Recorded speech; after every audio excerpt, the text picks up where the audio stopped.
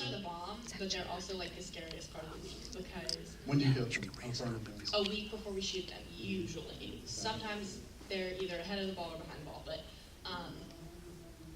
the actor who's getting killed off will usually get a call from an executive producer saying like, "Hey, it's the end of the road," but Is there a special ring for that call, like the double ring? Oh, geez. it's like that day from like season 3 of American Idol. But then everybody else on the show doesn't really know unless you're close enough with that character that they'll be like, "Hey, so Neil Baird just called me, I'm done."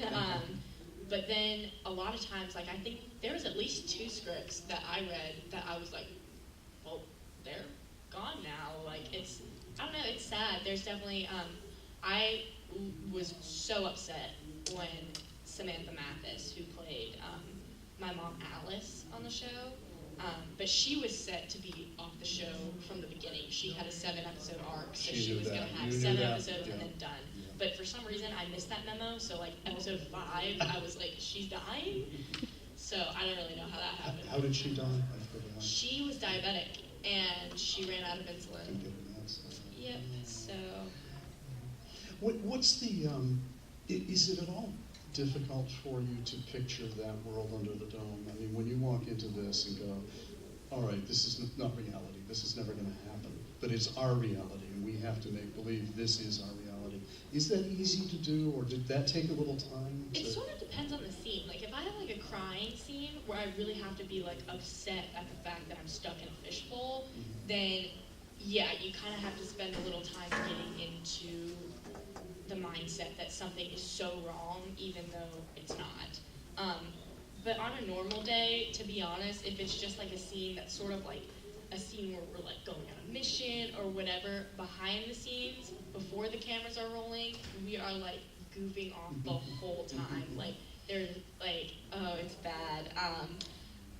But yeah, Colin, I usually have, a lot of my scenes are with Colin Ford, and we're constantly joking around, and Grace Cox plays Melanie, and she's one of my best friends, and so it's just really like, you see everyone, you know everyone, you're basically living with them for 6 months, so it's sort of just like a huge social event. And then of course, when they say rolling, you're Nori and Joe, but most of the time, we're Is it just easy to, having fun. can you switch on and off like that pretty quickly? It depends on the scene. Again, if it's, a lot of times there's scenes that, and people don't notice this, and I don't notice this in movies, where like I'll be in the scene, but people won't be like, oh yeah, Nori was in that scene, because I'm just like in the background, like wrapping a bandage around somebody's head, or like walking around putting blankets on people, and it's scenes like that, it's, you kind of just have to do them.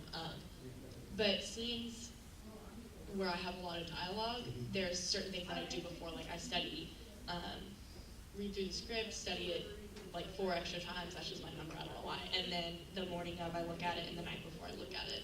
And then I'll rehearse it with whoever I'm doing with before we start shooting. Let's take, just say one of the more intense scenes with Joe, maybe. How many different takes do you have to do for that, for them to get their pin and angles right? Like when we have to make out? Sure. A lot. Like a lot. So, well, it's, you don't realize that like, they get your close-up, and then they get it a little further out, and they get it a little further out, where they're getting like a piece of his face, and then they do the same for him, and then they do 2 shots this way, and 2 shots this way, and a wide shot, and a shot from behind us, and any shot ever. I wouldn't be surprised if they were like getting our feet or something, but like, I think the first time when we had that kiss in episode 5 of season 1 with the missile in the background, we had to have done that 50 times, like at least. It was just sort of in a row. I mean, you're not breaking between takes. You're just. Camera setups take a little bit of time. Yeah. But when they have one angle, it's usually like, okay, action, you do it, cut. All right, so do this, or move your head like this, or do this. So, but it's a bit of a process. Did you ever break up in laughter when you're doing these? One time, Grace, who plays Melanie, when Melanie and Joe kiss in the woods, I was standing in the back because I have to run in and be all like mad and stuff. But before I run in, I'm like watching them because I'm like watching for my cue. And they're supposed to kiss and their heads are supposed to go opposite ways, but they both went one way. And so it's just this really awkward thing. And Grace started laughing. And then there was one time I don't know why all the awkward moments happened between them. One time they called action and they like didn't move, and Grace in the middle of the table was like, "We're supposed to be kissing now." And it's just, you can't, no matter how comfortable you are with the person, it's impossible for those scenes not to be awkward. It's just, unless you're like a real life couple, even then it would still be weird. Even then, right. So there's like 150 people watching. Right, and it's not the dynamic you have as a couple off screen, it's the people. dynamic you have on the screen. Mm-hmm. So, I mean, was that something, I mean, you got used to doing these, like, okay, this is part of my job, I can do this, and I will do this, and Yeah, I'm like all as right. far as Yeah. like kissing scenes Well, and stuff? but that and then other stuff too that's a little more gnarly, perhaps. The first season was a huge adjustment and a huge learning experience because, you know, it was my first kissing scene, it was my first crying scene, it was my first like rage scene, and Nori, in a sense, she's very sarcastic and I'm super sarcastic, so a lot of like the words and sentences she would say would be something I would say in real life, but to a different level where I have to turn her into something a little bit different that's not myself. So it was just really a big sort of adjustment. But the first season, a lot of it was very nerve-wracking just because I didn't know, like, well, am I going to be able to cry or not? And but everything went really well. Everyone around me made me feel super comfortable. And then season 2 was sort of just like, you're like on your grind and you just go and do what you've been doing for 6 months. And then season 3, I'm sure, will be the same way. So, but that doesn't take any of the effort out of it. You kind of still have to give it 100%. It's just more, not as forced, or it's more natural. Now, Nori was, if I'm not mistaken, pretty resentful when she first got there, correct? As we all would be. Yes, as we all would be, rebellious, a bad girl. You were sent there because you needed to be reformed. Mm-hmm. Well, tell me about the character that was you then, and then what you became, what the Dome did for you or to you. We call on set, she's old Nori and new Nori, but old Nori is one of my favorite things that I've ever gotten to do. She started out and, like you said, she was on her way to boot camp. She had like punched some girl in the face and knocked her tooth out, and she'd sent like dirty pictures and all this stuff, and it was just, she was a bad girl. And they get trapped under this dome, and she didn't even want to stop there for lunch. And the reason they were there was because her moms were like, well, we should get some food. And she was like, I didn't even want to stop here. So she automatically is in the wrong place at the wrong time, didn't want to be there in the first place, and now is stuck there. And one of my favorite scenes is the scene between her and her 2 moms in the car when they're about to hit the side and the milk truck or the food truck like smashes against the side. But right before that, they have this whole dialogue where they're arguing. And to me, it's cool to see that dynamic and then compare it to episode 7 of season 1, which is when Alice died. And then they're kind of this family that's like clinging on to each other as hard as they can, and obviously they lose Alice. But you know, Nori, as season 2 goes along, she has to kind of buck up and be brave, and you know, she's got to lose her sort of immature choices and sort of ways of lashing out. But you know, I think she really does well, and she kind of takes charge and realizes that the only option she has is to get out. So, where is she at the end of season 2 then? Is that what you're talking about right now? Where her character is at? Mm-hmm. At the end of season 2, they are in the tunnels. Yeah, look at you. Yeah, they're in the tunnel, and she, they see that it's a dead end, and she just loses it. Like, of all things, this cannot be the way out, and the dome is closing in, and they've lost people, and people are still up in Chester's Mill, and she's got her mom and Joe, and they're all in there. It's like this whole county affair, and then it's a dead end, which basically means the end for all of them. And then Melanie comes down with her wings or whatever, and oh, actually not wings. I don't. Okay, this is a funny story actually.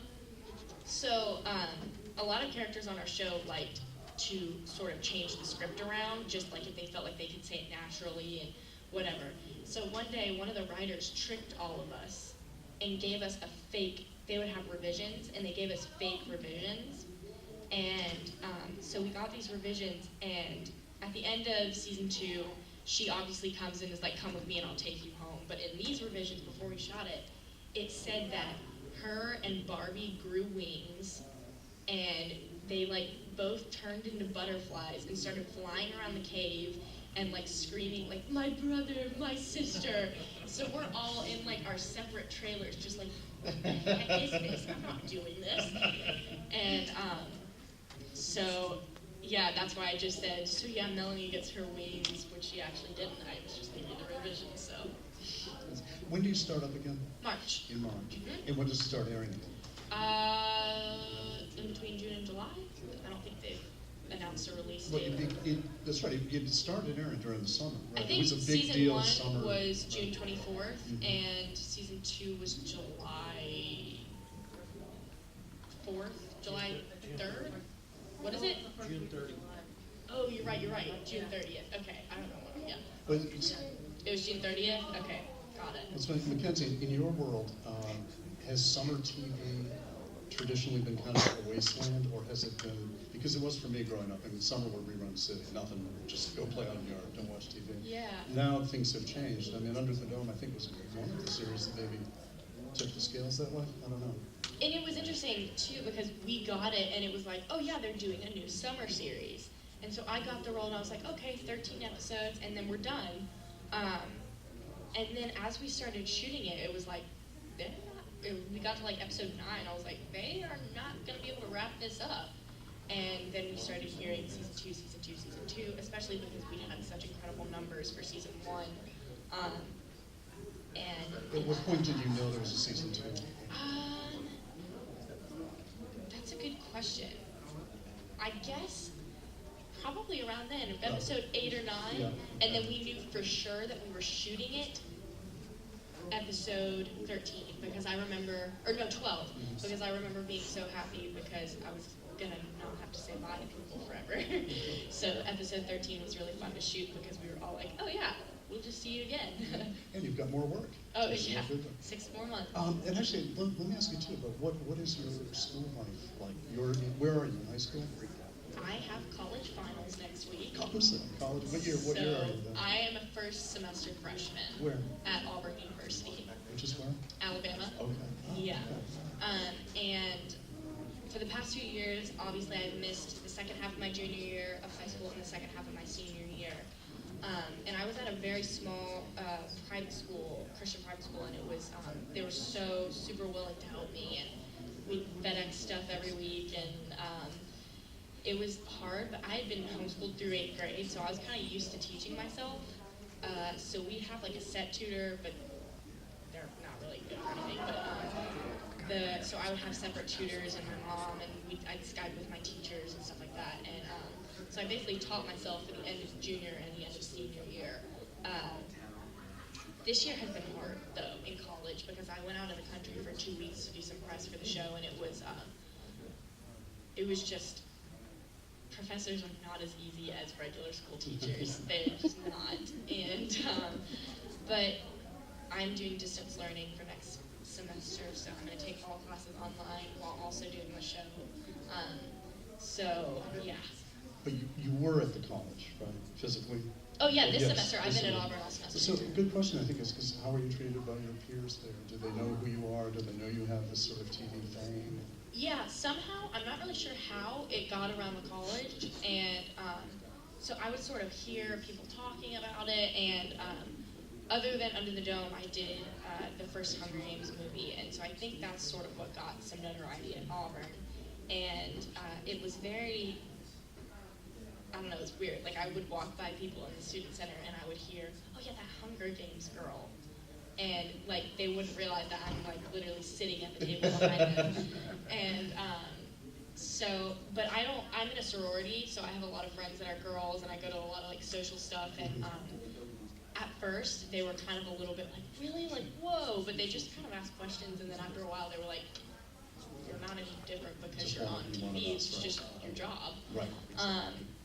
And that's what people don't realize is like, yeah, it's a little unique and it's different, but it is my job, and as the same as being a waitress or an accountant or, you know, real estate agent or whatever, it's just a little unique. So What do you want to major in? I'm currently majoring in political science, but then I moved to communications like yesterday, literally yesterday. So.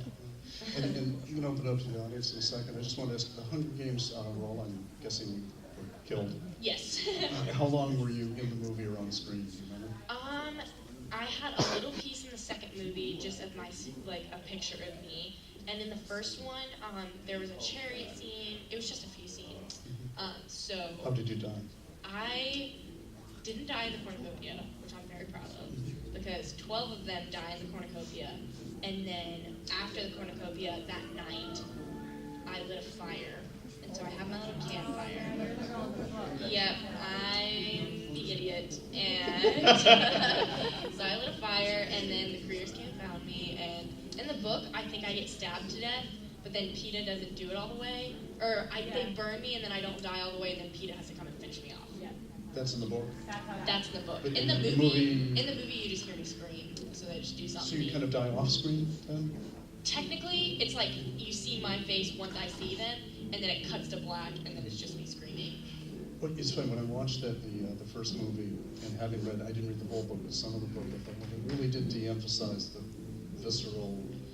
They made it. I think they made it a little less gory, They did, to get so that the PG-13, audience yeah. can be younger, which is good because it's such a great story. I wouldn't want kids and young teens to miss out just because it's super like violent. And stuff. Right. I know what you're saying. There was another part of me though also that was thinking, well, this is a really violent story, and to not show the consequence of the violence to me was a little bit of a cop out. Yeah. I mean, I know what you're saying too. For my age, I wished it was a little more realistic Right, in that way. right. But for the success of the film, to have it opens up a completely, probably maybe 2 different age groups, as far as like the young kids and then the little bit of older kids to early teens. Right. And if they had made it super, super gory, I think they would have lost a lot of viewership. So I think it was a smart move by them. Let's open it up. We've got about 15 minutes left to go. Go ahead. How do you think Nori would have done Oh gosh, she would have killed it. Nori in the Hunger Games, she probably would have won. No, I don't know. She's street smart. She's got kind of a head on her shoulders. She's a fighter. She would have lasted. She'd have beat me. She probably wouldn't have lit a fire like I did. But so yeah.